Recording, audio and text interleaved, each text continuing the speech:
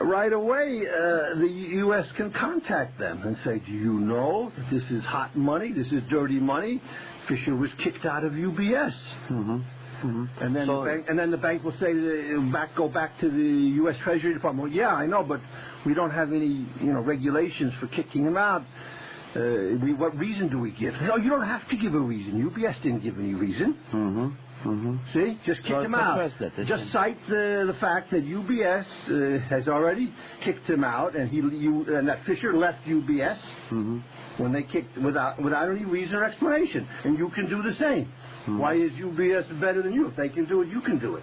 So I wouldn't be able to have a secure bank account anywhere in the world. So if you give in on this, you would be persecuted all over the world. Yeah, that's the point. Yeah. This is the point of the U.S., why they're doing this. They say they've already tried to criminalize me personally, right? They put me in prison and so on. They have an indictment against me. Now they want to criminalize my money also. Stigmatize the money, you see. Could they do this in Iceland too? Yeah, they might try it in Iceland, yeah, but also, of course, that's one problem with Iceland. They could try it at some point in the future. Probably they wouldn't be successful, but they could try it. But also, you have your own banking problems. I was just listening to the BBC a few months ago, and they're talking about a meltdown of Icelandic banks. Whether that's a possibility or not, I don't know. But I should not be forced to put my money where I don't want to put it. That's the principle. I have to have my freedom of action. If I want to put a part of it here, a part of it there. They're trying to narrow down my world just to Iceland, So it's a violation of human rights. Yeah, yes, very vicious, very illegal, and UBS knows it's illegal. It's very interesting, how stupid UBS is. They're incredibly dumb. They sent me a letter. This is when you go to the file at fisher.jp, as I say, it's on the first page. You go to the letter by UBS of July 21st, 2006, and they sent me an internet advertisement that they have, a UBS advertisement, about their UBS savings accounts. And in their own advertising literature, they say, UBS welcome for new clients. UBS will be with you throughout your life. Throughout your life. So they're getting people to open accounts. Yeah. Based on the fact that they have absolute security. Once they get an account there, it's like money in the bank. It is money in the bank, right? And then they throw you out. And so they're trying to reassure people. Open an account here, and you got a banking partner for life, right? For life. Yeah. So they're just. They sent you this. They sent it to me. Yeah, what assholes? What imbeciles? Höldum áfram. You can't get any stupider than that. No, við höldum áfram við viðtalið við Bobby Fischer eftir örstuttastund að komið að auglýsingu.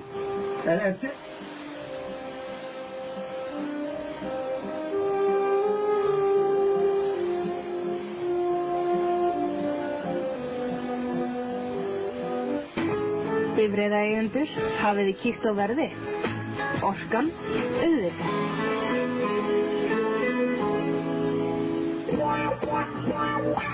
Þú fær glerið hjá Glerskálanum. Fljót og góð þjónusta. Glerskálinn Einingunargler. Smiðjuvegi 42, Gulgata, sími 557 5580.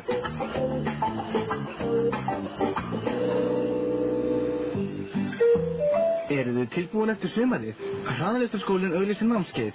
Þetta sé nemendur hraðlistarskólans námskeiðin. Frábært, markvisst, hnitmiðað, krefjandi, spennandi, árangursríkt, hvetjandi, góður kennari og góð þjónusta. Komdu að árangur hjá okkur, ný námskeið komin á dagskrá. Allar upplýsingar á heimasíðunni h.is eða í síma 586 9400. Hraðlistarskólinn h.is.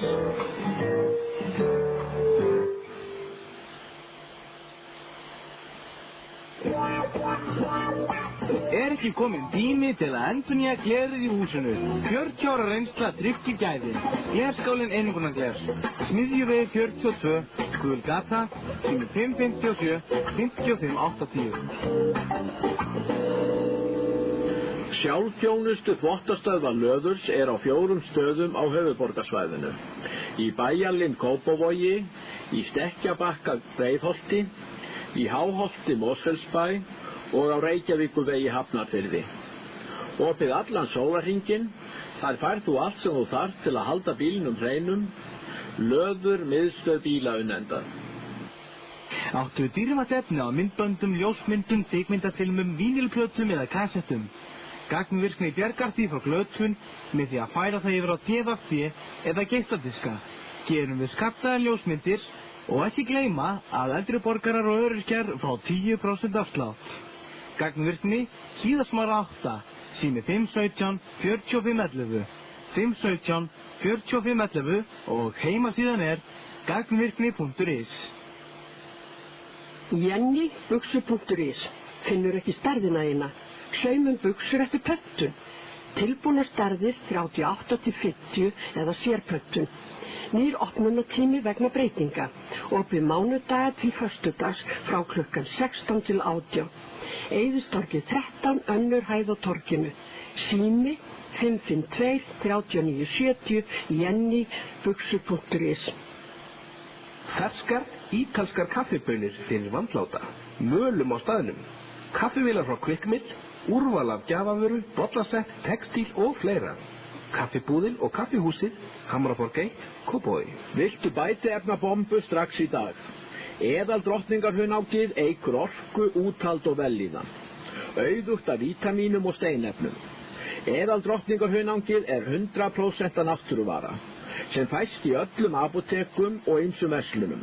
Pöntunarsími 5902. Á Sjónarhól færð þú gleraugu með glampaðörðu plastgleri frá 9900. Gleraugnarverslunum Sjónarhól, Reykjavíkurvegi 22 í Hafnarfirði. Bifreiðaeigendur athugið. Allt á einum stað.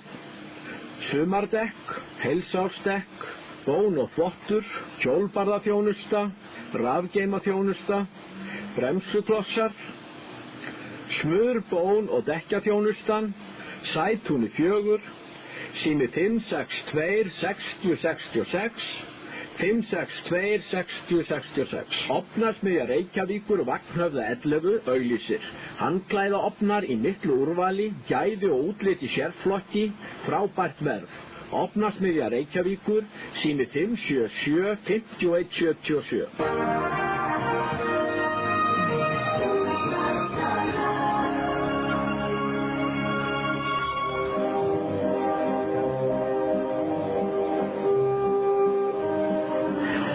Góði hlustendur, gestur minn í dag Bobby Fischer og við vorum að tala viðskipti hans við svissneskan banka, UBS heitir hann. Bobby, this bank, UBS of Switzerland, it's a very big international bank, isn't it? Oh yeah, they're one of the biggest in the world. Mm-hmm. I think on the Forbes list, they're of the leading companies in the world. They're number 10. They're number 10? Yeah, they have assets of $1.5 trillion. Mm-hmm. A trillion is 1,000 billion. They have $1.5 trillion. Mm-hmm. I think they have the most assets of any company in the world except Barclays Bank. I think they're number 2 after Barclays Bank. Mm-hmm. And I think last year they earned, some $10 billion profit. Mm-hmm. UBS. They're huge. Just want to read another point. About this UBS account. I believe that having an account, a savings account at UBS, and I'm a part of this, what they call wealth management program they have, where you have your own account manager. Mm-hmm. You have a lot of, you get a lot of help from them, a lot of advice. Yeah. But you can have money sent anywhere in the world. You can buy gold, silver, platinum, various stocks that they have in their portfolio that they recommend, bonds. You have a lot of options, a lot of choices, a lot of freedom. Mm-hmm. And they have real experts. I had my account manager is Pia von Flu. Mm-hmm. And I remember she called me up, this was some years ago. She was all excited. She said, it's time to buy Swiss francs to sell all the dollars, which I had been telling her for years I wanted to do anyway, but she had been recommending against it. Because you get much less interest with Swiss francs than U.S. dollars. So I said, great. So then I sold all my U.S. dollars and bought Swiss francs. Bought Swiss francs. And this was, at that time, the Swiss franc was about 1.85 or 80, something like that, to a dollar. And then it shot with just over a period of a year or two, it went all the way down to, I think, about 1.15. And now it's up a little more. It's up to about 1.27. But I made about a third of my money. I made over $1 million profit just on that one phone call. Transaction. Yeah. So and actually see, I got, after this money that I put in UBS was about $3.5 million from my match with Spassky in '92. Yeah. And I've been living on that since then.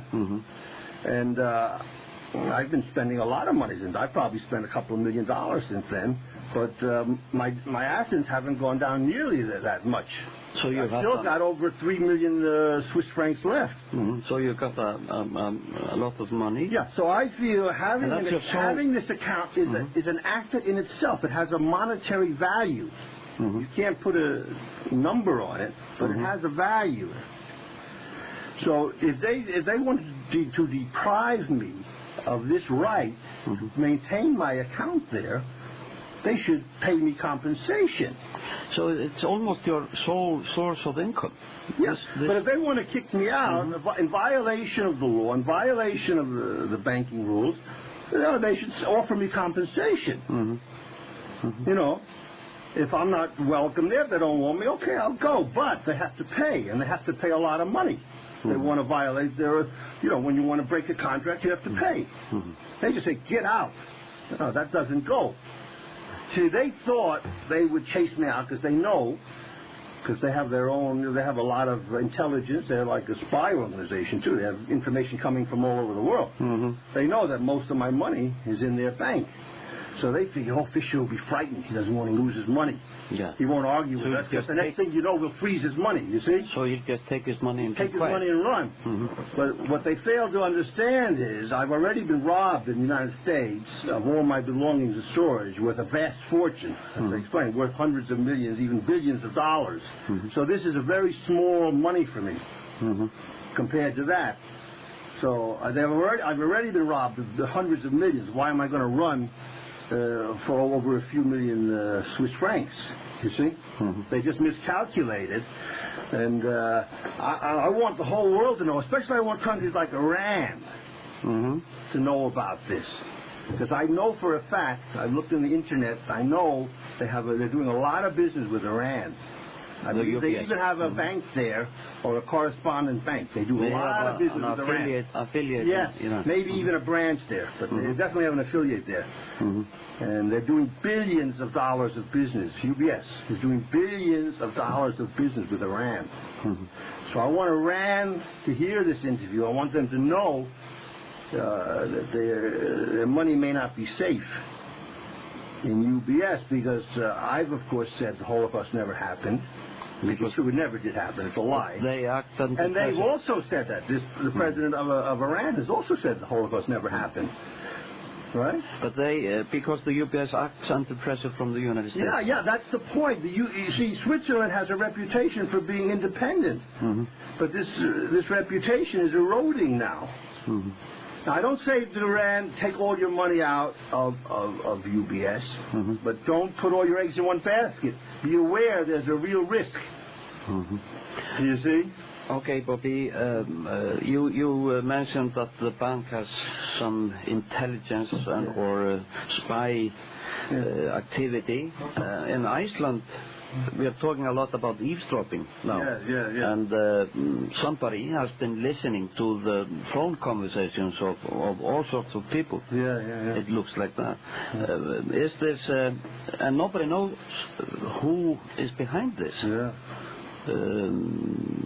What's your comment on this? They have been talking about, for example, in the United States, that the Homeland Security and other intelligence institutions have programs and things to eavesdrop. All sorts of things. There's eavesdropping of phone calls and emails and bugging apartments, and everywhere is rampant. You know, it's absolutely rampant. And out of control. They want to listen to everything, and even watch you with hidden cameras. You know. And they do that? They do it, yeah.